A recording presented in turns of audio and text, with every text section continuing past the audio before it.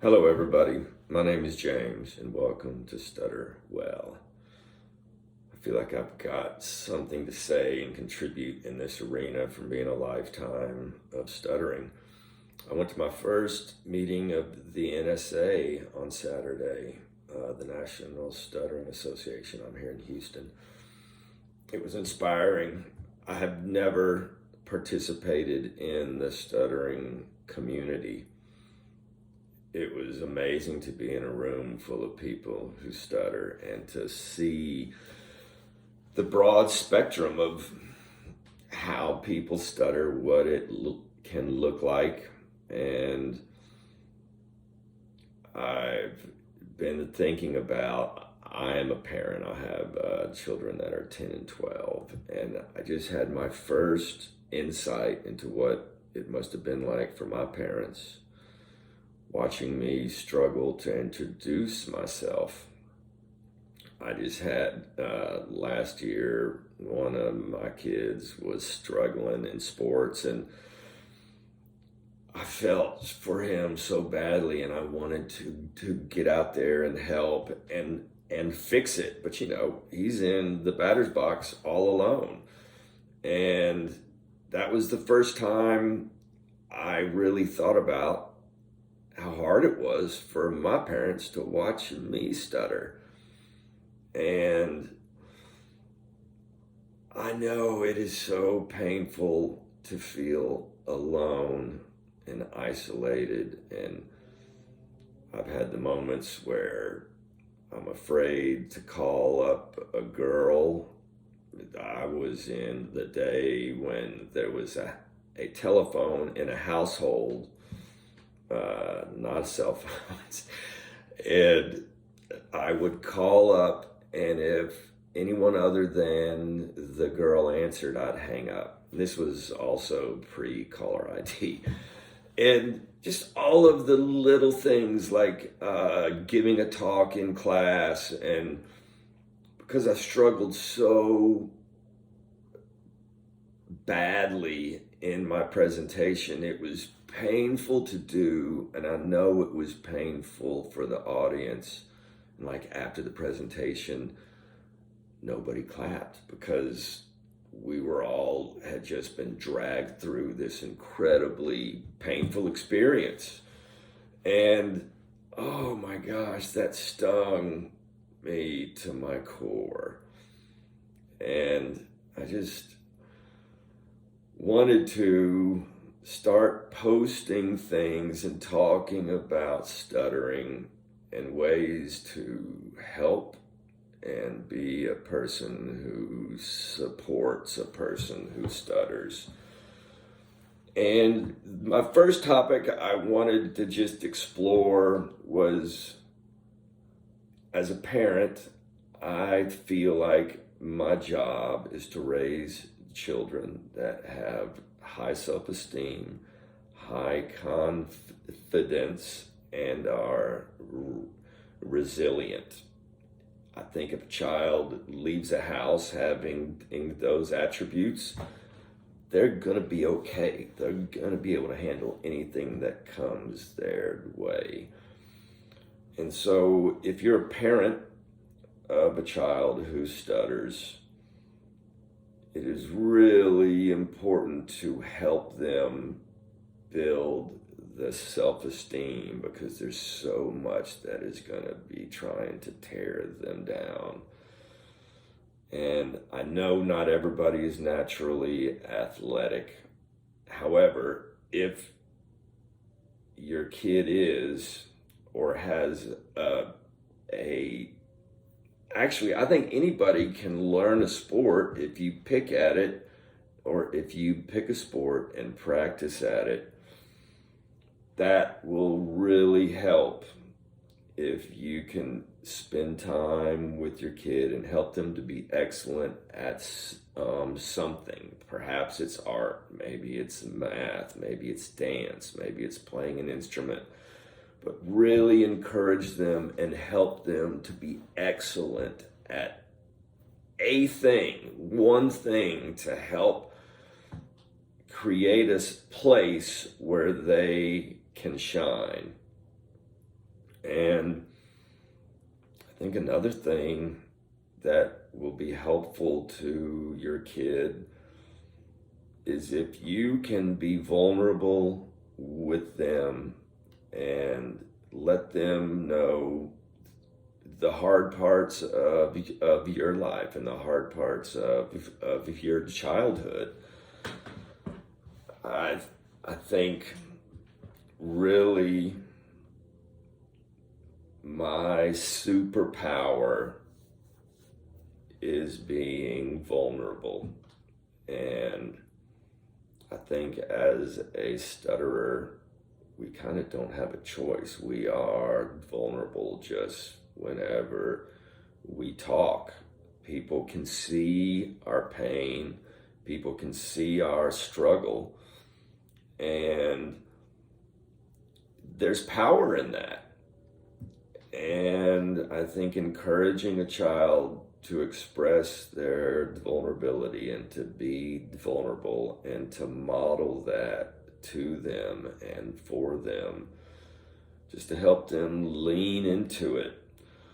I know there are people out there who say they can cure stuttering, and I know that in general, 1% of the population stutters. And I think the reality is for most people who stutter, they will continue to stutter at varying degrees for the rest of their life. And it is such a struggle, and I'm so grateful that now in 2023, it seems like our culture is being mindful of accepting people with differences and perhaps even disabilities. I think I struggle to call this a disability, but it is. I think the data will show stutterers have a harder time gaining employment. And my path, I was an engineer and I got an MBA, and I just kind of knew that the corporate life was not going to be where I could shine. So I opened up my own business as a home builder contractor. And now I'm trying to be, well, I'm not trying to be, I am a coach, and I want to exercise the coaching in this realm. I really think I've got a lifetime of knowledge of how to cope with a stutter and little tricks to do to just keep the positivity up. And one thing is to lean into the stutter. Stop trying to not stutter. Or for me, it didn't work. It's frustrating. My parents put me in speech therapy for my entire childhood, and I know they were doing it from a place of love. They wanted to help me, and I think the message I got out of that was, how come I can't stop this? I must be broken. I'm permanently broken. And I think it was a very empowering moment in my life when I finally told my parents, I'm not doing this speech therapy anymore. I'm done. And so at that point, I kind of had to lean into my stutter and own it. And there's a part of me that kept telling me, don't talk, don't. That's the struggle of a stutterer. There's a constant message that tells you to shut down and be a wallflower and don't be noticed. And there was a kid in my school who was a year younger than I, and God bless him, he listened to that voice, and he tried to hide and he tried to be a ghost, and it broke my heart, and I tried talking to him, and I think me standing in front of him was uncomfortable, and it was uncomfortable for me too. It's there's a part of me that doesn't want to acknowledge it or look at it. I wanted to put this in a box, put it up on a shelf, and pretend it isn't there. But yet, I am facing it every time I open my mouth. And oh my gosh, where was I going with? Oh, lean into the stutter. So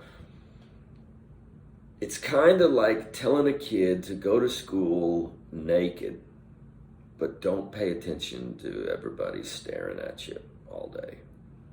And that's the mindset. And it takes an incredible amount of courage to continue to put yourself out there and continue to open yourself to be bullied or teased or made fun of or mocked. And I know in schools now they're a lot more attentive about stopping bullying. I think in my day they just kind of accepted that that's what kids do, and on the playground it is survival of the fittest. And my dad told me to just punch them right in the nose when they did that, and it worked. And I got in a lot of fights, and I would not encourage children to do that now. And I think the positive of that was me claiming my space. That was me claiming my right to exist. And it did stop the teasing. And I think people learned, you better not do that, because there's gonna be a consequence. And my truth was, I'd rather get beat up than teased. And I think the emotional pain of the teasing was far greater than any physical pain I might experience if I happened to haul off and hit a person and then they hit me back. And so I'm not encouraging that. And I think my truth is, I believe there are times when that may be a necessary tool if a bully is just being relentless. And I think it instilled in me to have a fight and to claim my space. And so, yeah, I don't know where, if I was pressed on being asked about encouraging a kid who stutters to take care of themselves in that manner. I think my truth is, I would tell them a statement to make, perhaps, like, does that make you feel better about yourself by trying to pick on me? Like, I don't like that, dude. It doesn't feel good. Stop it. And I also know that there are instances where a child who stutters is not able to say anything. And I think there are instances where that may be the only course of action. So I'll get off of that topic. I don't think that's just my experience on it. I'll close with my last little trick. Uh, I had a habit when I was young, when I would be going to sleep at night. I would play back all of my little humiliating, embarrassing moments of the day, and I would ruminate on my painful experiences. And when I was like 8, I noticed that my brain was doing that, and I knew that was not good. And I started playing my little personal highlight reel tape, like any moment of victory, be it like I cracked a joke in class and everybody laughed, or I hit a home run or scored a touchdown or whatever.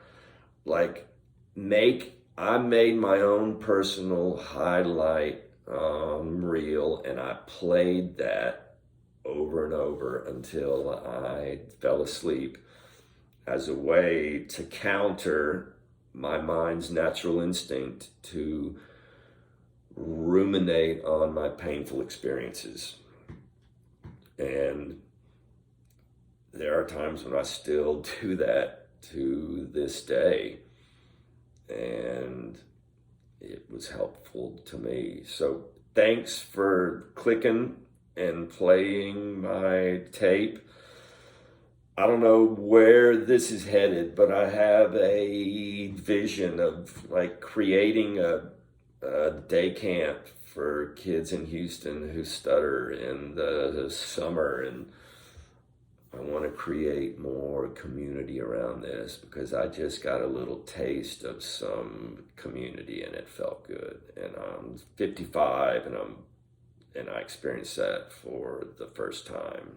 And I would love to create a place where young kids can start experiencing that now, because I think it's powerful. Thank you. My name is James. This new venture is called Stutter Well, and I will be back. Thank you.